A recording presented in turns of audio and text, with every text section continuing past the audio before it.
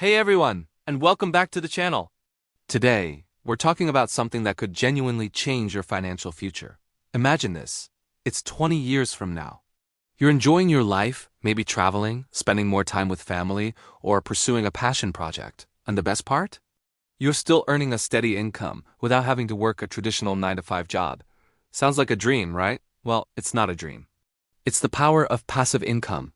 And I'm going to show you how you can start building a portfolio today that could make this your reality. So, what is a passive income portfolio? Simply put, it's a collection of investments that generate regular cash flow for you without requiring your constant, active effort.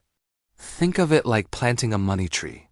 You put in the work up front to plant it and water it, but eventually it grows big and strong, providing you with fruit year after year. Our goal is to build a portfolio that does exactly that over the next 2 decades. This isn't about getting rich quick or risky day trading. This is about a slow, steady, and proven strategy for long-term wealth creation. It's a marathon, not a sprint. The key principle we'll be using is compound interest, which Albert Einstein supposedly called the 8th wonder of the world. It's the process of your earnings generating their own earnings. Over 20 years, this effect can be incredibly powerful, turning a modest initial investment into a substantial source of income. Let's break down the components of a solid 20-year passive income portfolio. I like to think of it as a 3-layer cake. Each layer serves a different purpose, providing a mix of growth, income, and stability. The first and largest layer, the base of our cake, is dividend-paying stocks and ETFs. What's a dividend?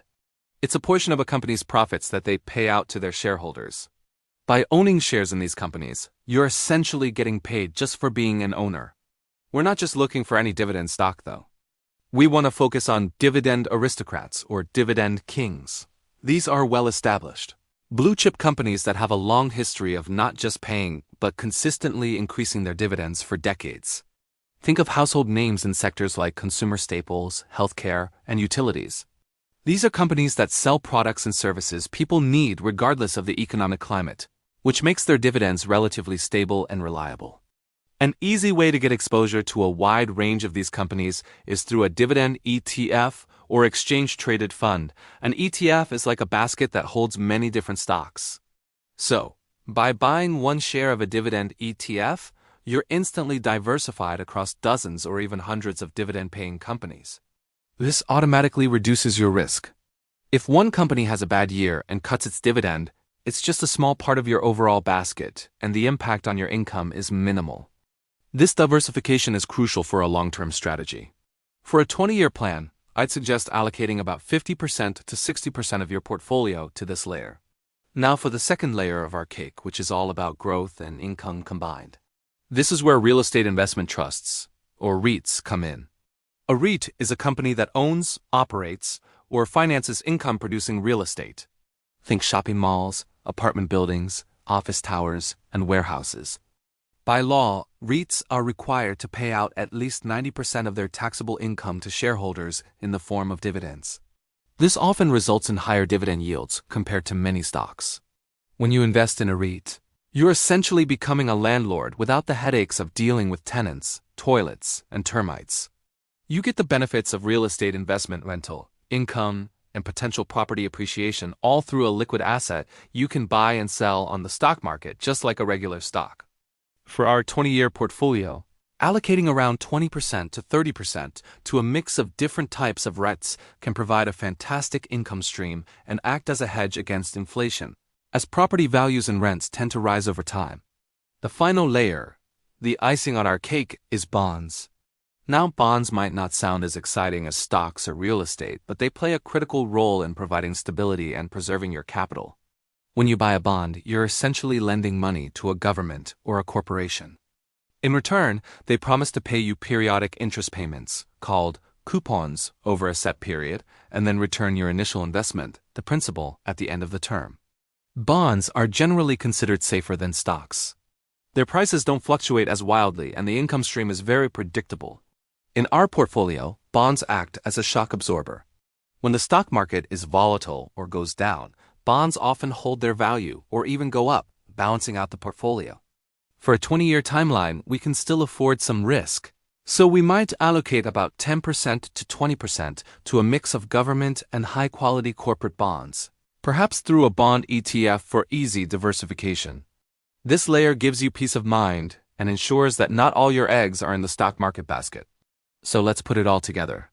A sample portfolio might look like this: 55% in a broad dividend stock ETF, 25% in a real estate REIT ETF, and 20% in a total bond market ETF. This is just an example, and you should always adjust it based on your personal risk tolerance and financial situation. The most important step: getting started. It doesn't matter if you start with $50 or $5,000, the magic is in consistency. The plan is to contribute to this portfolio regularly every week, every month, whatever you can afford. Set up automatic investments so you don't even have to think about it. This strategy is called dollar cost averaging, and it means you buy more shares when prices are low and fewer when they are high, which can lower your average cost over time. And here's a crucial tip: reinvest your dividends. In the early years, you won't be living off this income. Instead, you'll set all your investments to automatically reinvest the dividends and interest they pay out. This is compound interest in action. Those reinvested dividends buy more shares, which then generate even more dividends, creating a snowball effect that will dramatically accelerate the growth of your portfolio over 20 years. Let's visualize the journey. In the first 5 years, you'll be focused on consistently adding money and letting those dividends reinvest. The growth might seem slow at first, and that's okay. Don't get discouraged. During years 6 to 15, you'll start to see that snowball effect really pick up steam. The amount of passive income your portfolio generates each year will become more and more significant. This is the magic of compounding taking hold. Then, as you approach the 20-year mark, your portfolio will have grown into a substantial asset. At this point, you can make a decision. You can switch off the dividend reinvestment and start taking that cash flow as passive income to supplement or even replace your salary. Your initial money tree has now grown into a full-fledged orchard, and you get to enjoy the harvest. I know this might sound like a lot, but the beauty of this strategy is its simplicity. You don't need to be a Wall Street genius. You just need a plan, discipline, and patience. The financial world can be noisy and full of distractions promising quick profits. Ignore them. Stick to your long-term plan. Don't panic and sell during market downturns. Instead, see them as opportunities to buy more assets at a discount. Remember, building a passive income portfolio for the long term is one of the most powerful things you can do for your future self. It's about buying your freedom. The freedom to choose how you spend your time 20 years from now. Start small, stay consistent, be patient, and let the power of compounding do the heavy lifting for you. Thanks so much for watching. If you found this helpful, please give this video a thumbs up and subscribe to the channel for more content on building long-term wealth. Let me know in the comments what your favorite passive income investment is. See you in the next video.